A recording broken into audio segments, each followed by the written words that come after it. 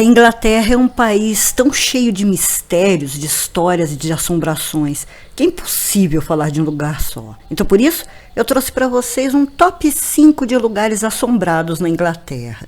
Tem um cemitério de animais, tem fantasmas decapitados, tem um fantasma de coração sangrento. E fica até o final, porque também tem fantasmas de cavaleiros medievais. Se você não for um paciente desse sanatório, se inscreva, se interne, ativa o sininho e, se gostar, deixe seu like. Ring around the rosy.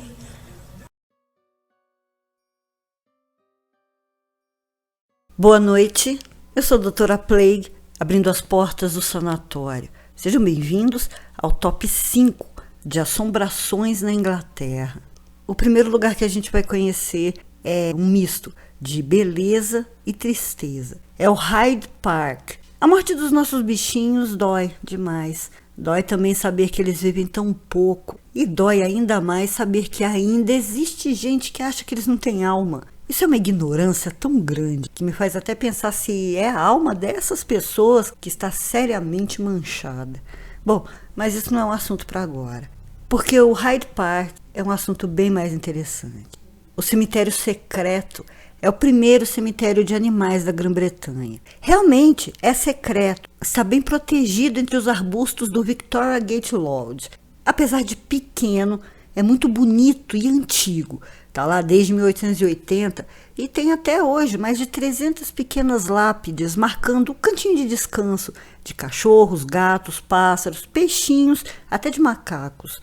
Foi fechado em 1903 porque não tinha mais espaço para os sepultamentos. E até a maneira como o cemitério começou foi bem interessante. É que o zelador do Victoria Gate permitiu que um casal de amigos enterrasse sua cachorrinha Cherry nos jardins, que sempre foram muito bonitos. E assim que outras pessoas ficaram sabendo, começaram a pedir ao zelador que os deixasse, que enterrassem seus bichinhos ali também. Então faziam lápides bonitas, levavam flores e cada vez mais e mais pessoas faziam o mesmo. Inclusive, gente que vinha de várias partes da Inglaterra. E o zelador começou a cuidar do cemitério, mantendo limpo e florido, e cedia sempre mais e mais terras para que os sepultamentos fossem feitos. E como todo cemitério, esse também é assombrado. Só que eu diria que é encantadoramente assombrado. É possível ver orbes coloridas, ouvir o som de patinhas por toda parte, latidos, miados, vindos de lugar nenhum. E os bichinhos até se materializam entre as lápides, mostrando que ali é um lugar onde eles gostam de ficar. E até hoje, o cemitério secreto é visitado e continua muito bem cuidado.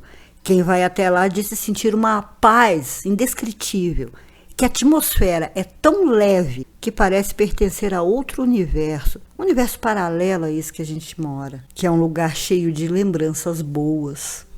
Essa assombração agora não é tão bonita assim. Meio escondidinho, na Greville Street, esse pátio de paralelepípedos tem uma taverna, uma pousada do século XVI e um pub. E durante o dia é mais um ponto turístico de Londres. Só que à noite as coisas começam a mudar. Algumas pessoas acreditam que o nome do pátio, Bleeding Heart, se deva ao pub Bleeding Heart, que tem uma placa onde mostra o coração da Virgem Maria trespassado por 5 espadas. Mas não é isso não. O motivo para o nome foi o assassinato da Lady Elizabeth Hatton, uma nobre, sobrinha de um chanceler. Conta-se que na manhã de 27 de janeiro de 1626, as pessoas acordaram e deram de cara com o corpo desmembrado de Lady Elizabeth, bem no centro do pátio, e o seu coração, que estava ao lado, continuava a bombear sangue. Pelo que contam, Lady Elizabeth teria feito um pacto com o diabo para que seu marido se tornasse uma pessoa influente na corte. E, de fato, isso aconteceu.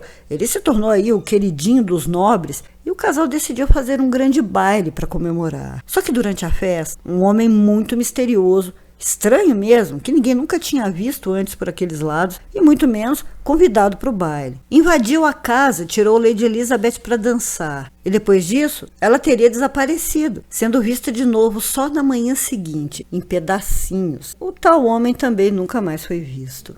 E aí as pessoas começaram a relatar a aparição de Lady Elizabeth andando de um lado para o outro no pátio. Dizem que parece muito aflita, desesperada, e alguns contam que ela carregava o próprio coração, ainda espirrando sangue. Eles acreditam que o homem misterioso que invadiu o baile teria sido o próprio diabo, cobrando sua parte no pacto, e que então a alma da moça estaria ainda presa a ele, presa ao pátio, e por isso não descansa. Dizem também que a moça grita pedindo socorro, e que são gritos horríveis, assustadores, de gelar a espinha. Também foi relatado que por vezes o corpo em pedaços dela se materializa no mesmo lugar onde foi encontrado, e que ainda assim o coração continua a pulsar e a espirrar sangue. É claro que não dá para falar de assombrações na Inglaterra sem falar dos castelos. Nessa lista tem 2. O de agora é o castelo de Dunstanburgh. Hoje são apenas ruínas no Alto das Falésias. Foi construído em 1313 pelo segundo Duque de Lancaster e viu muitas batalhas, entre elas a Guerra das Rosas, e depois mudou de donos por pelo menos umas 5 vezes. Mas para alguns espíritos, os canhões não fizeram nem cócegas em suas estruturas, e o castelo continua da mesma forma como era em seus melhores tempos. Além de outras barbaridades, ali mesmo houve a execução de seu construtor, o conde, que foi decapitado por ordem de seu primo, ninguém menos que o rei Eduardo II, que o matou por traição em 1322. Só que o carrasco não devia estar num dia muito bom não, porque ele teve um bocadinho de trabalho para fazer o serviço, já que precisou dar 11 golpes no conde até a cabeça do homem cair. Imagina que agonia! E o conde é um dos fantasmas mais vistos nas ruínas. Ele caminha desnorteado em volta do castelo, várias vezes seguidas, dando voltas, carregando a cabeça. E quem viu disse que a expressão no rosto dele é de extrema dor. Deve ser mesmo. 11 machadadas? Deve ter doído bastante. Outro fantasma recorrente é a esposa do rei Henrique VI, a rainha Margarida de Anjou, também é vista passeando onde ficavam os jardins do castelo. Mas para deixar o lugar ainda mais perfeito, tem o fantasma de um cavaleiro, Sir Guy. Obviamente não era esse o nome verdadeiro dele, porque nem tinha como saber. Mas ele foi, digamos que, rebatizado depois de fantasma. E pelo que contam, Sir Guy cavalgava nas imediações do castelo. Já eram ruínas, mas pelo jeito ele não via dessa maneira. Ele foi pego de surpresa por uma tempestade. E aí chegou até o castelo. Estava tudo vazio e ele entrou para se abrigar. E aí não se sabe muito bem o que aconteceu. Se teve uma alucinação, se sonhou ou se deu o azar de topar com uma das assombrações perigosas do castelo. Eu acho que foi isso que aconteceu. Ele teria chamado essa assombração de figura hedionda vestida de branco. É claro que ficou assustado, mas a aparição conversou com ele, disse que se a seguisse, veria a beleza brilhante, que seria algo tão belo que nem ele acreditaria. E enquanto isso, a tempestade tenebrosa desabava, com o vento uivando, como se muitas vozes gritassem e se lamentassem. Uma tempestade nunca vista. O cavaleiro, mesmo assustado, aceitou o convite da aparição e foi com ela, subindo uma escadaria estreita que os levou a uma sala. E lá estavam cerca de 100 cavaleiros e seus cavalos. Estavam mortos ou adormecidos, todos em volta de um caixão transparente, e dentro dele jazia a mulher mais bonita que o cavaleiro já tinha visto. Guardando o caixão havia 2 serpentes, uma de cada lado. Uma tinha uma espada e a outra um chifre. E a aparição disse que ele poderia acordar a moça, mas teria de escolher o objeto certo. Pensando um pouco, escolheu o chifre e o soprou. Só que pareceu que escolheu errado, viu? Porque todos os cavaleiros mortos despertaram e foram direto atacá-lo. Nisso ele desmaiou e só ouviu uma risada maligna, certamente do espectro. Quando acordou, estava deitado nas ruínas. Não havia mais chuva, não havia mais castelo, não havia mais nada. Dizem que depois disso ele enlouqueceu. Passou o resto da vida procurando a moça e nunca deixou o castelo. Morreu muito velho, completamente insano, nas ruínas. Nunca foi embora mesmo, porque há relatos da aparição de um homem andando pelas ruínas, sempre quando acontece uma tempestade. Ele aparece e desaparece várias vezes, e seus gritos enlouquecidos se misturam ao vento e fazem um som assustador. Esse outro castelo da nossa lista é o castelo de Dunster. Fica em Somerset e hoje é um ponto turístico bastante visitado. Tem até uma loja de presentes e lembrancinhas. Mas nenhum movimento constante espantou os fantasmas e assombrações que habitam o lugar. Os relatos mais frequentes são de muitas sensações, desde as tradicionais quedas bruscas de temperatura, sensação de estar sempre sendo seguido ou observado, até as piores, como dores de cabeça e tontura. A loja que eu falei para vocês fica onde eram os estábulos, isso lá no século XVII, e é também a casa de um espírito bem conhecido, principalmente pelos funcionários. Ninguém sabe quem ele foi em vida, até quem acredite que seja uma entidade, não espírito, e o chamam de Homem Verde. Os relatos são de uma luz verde que se forma no ar, se transformando em um orbe bem maior que os de costume. Ela atravessa a loja e desaparece de novo. Mas não é só isso. Um homem usando uma roupa verde e bem antiga se materializa, sempre vindo de onde está o almoxarifado. E ele também transita pela loja, fica pelos cantos, assusta todo mundo antes de desaparecer. Tanto os funcionários quanto os visitantes dizem sentir medo ali dentro. É uma sensação de ameaça. E, inclusive, existe a dúvida se alguém teria sido assassinado ali dentro. Curioso é que 10 entre 10 pessoas que entram na loja sentem isso, mesmo sem saber como explicar. Eles têm a sensação de que alguém foi morto ali. Talvez algum espírito de um assassinado ali emita essa energia para os vivos. Se o Homem Verde tem algo a ver com isso, ou talvez se foi a própria vítima, ainda não se sabe. E também no almoxarifado há outro mistério que dá prejuízo. De tempos em tempos, as caixas de mercadorias aparecem sem nenhuma explicação, cobertas e danificadas por uma gosma marrom que ninguém nem imagina o que seja. O pessoal que trabalha na cozinha também precisa estar preparado para sustos constantes. Um cozinheiro contou que certa vez estava lá de boa trabalhando. Ao olhar para o canto, viu um pé.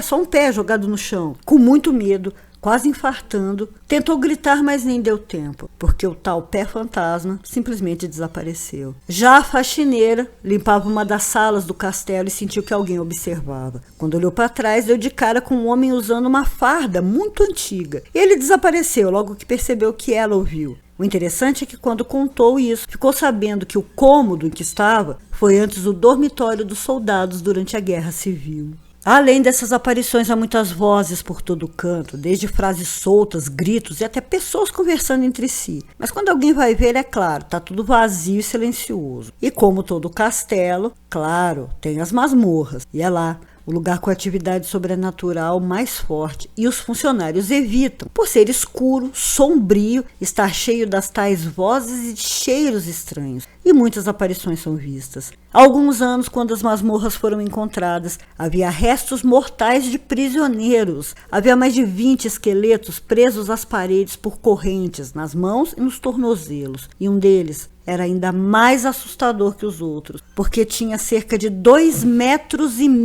de altura. E aí ficou a pergunta, como assim 2,5 metros? Era de fato um homem? Era uma criatura? O que era aquilo? O fato é que ali é impossível ter noção do tempo, mesmo durante o dia, é escuro, e por algum motivo os cachorros têm um medo incontrolável do lugar. Basta chegarem a poucos metros e eles já começam a latir e a uivar, ficam acuados e nem carregados passam pela porta de entrada. O que será que esses doguinhos conseguem ver? O primeiro lugar dessa lista é também incrível. Mas antes, você já deixou seu like? Se não deixou, por favor, deixa aí pra gente e vem junto pra gente conhecer a Mansão dos Fantasmas Decapitados. Ana Bolena nasceu aproximadamente em 1505 no salão de Bricken Hall, em Norfolk. É uma mansão majestosa que seu pai conseguiu quando ficou rico após a Guerra dos 100 Anos. A mansão que está lá até hoje não é a original, não é onde a Ana Bolena nasceu, mas foi construída exatamente no mesmo terreno e no mesmo lugar onde estava a primeira. Mas vocês sabem que quando o terreno está amaldiçoado ou assombrado, não importa quantas vezes se construa, porque a energia continua a agir. Depois da Segunda Guerra Mundial, ele foi alugada até 1960, e a partir daí se transformou em lugar de visitação. E está assim até os dias de hoje. Mas Bricken Hall é famosa por seus fantasmas sem cabeça. O mais famoso deles, claro, que é o da rainha Ana Bolena. Após receber educação bem refinada na corte francesa, Ana voltou para a Inglaterra e era tão bonita que chamou a atenção de todos na corte, inclusive do rei Henrique VIII.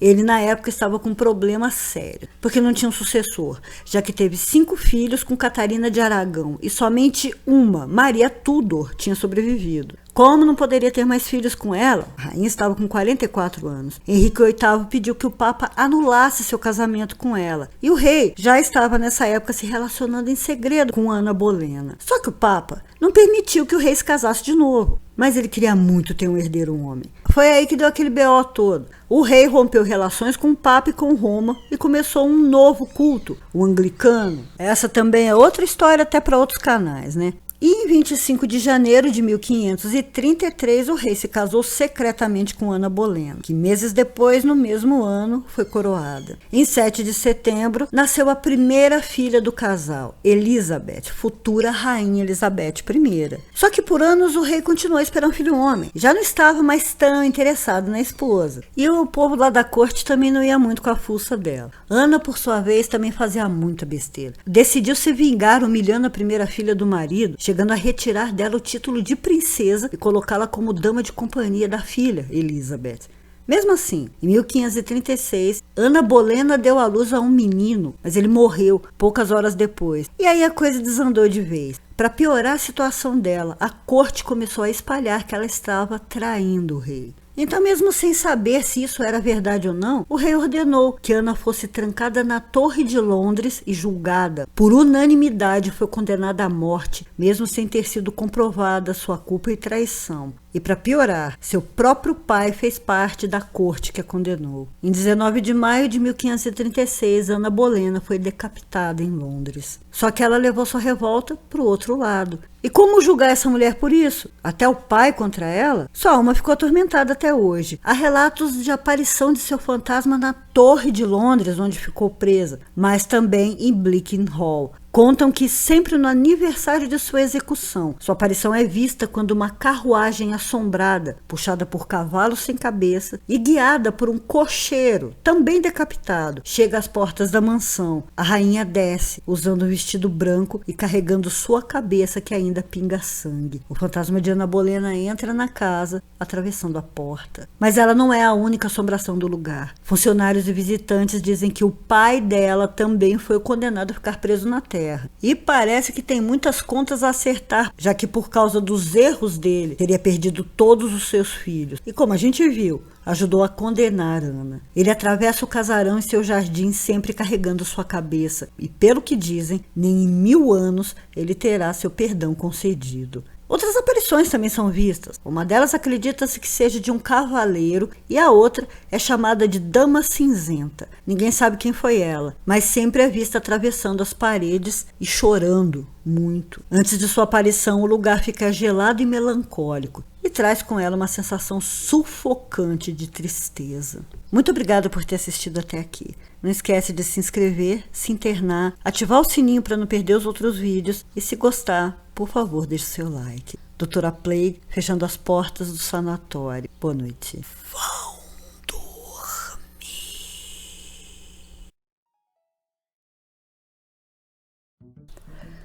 E a hora do salve.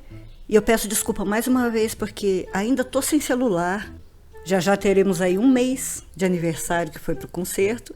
Então, sem imagens dos bichinhos e das coisas que eu tenho comprado com a ajuda de vocês. Mas ainda assim, eu tenho que agradecer demais. Muito, muito obrigada de coração. O salve vai para os anônimos queridos que estão sempre ajudando. Vai também para Maria Estela Iane e para Yara Aires, que mandou um valeu pra gente. Muito obrigada. Vocês nem imaginam o quanto isso ajuda. Muito obrigada sempre também aos padrinhos e às madrinhas. E quem quiser ajudar aí na ração dos bichinhos, no cuidado com eles, com qualquer valor, esse aí é o nosso Pix, que também está na descrição de todos os vídeos. E se quiser um salve, é só me avisar, que ajudou lá no meu perfil no Facebook. O link também na descrição. Muito, muito obrigada.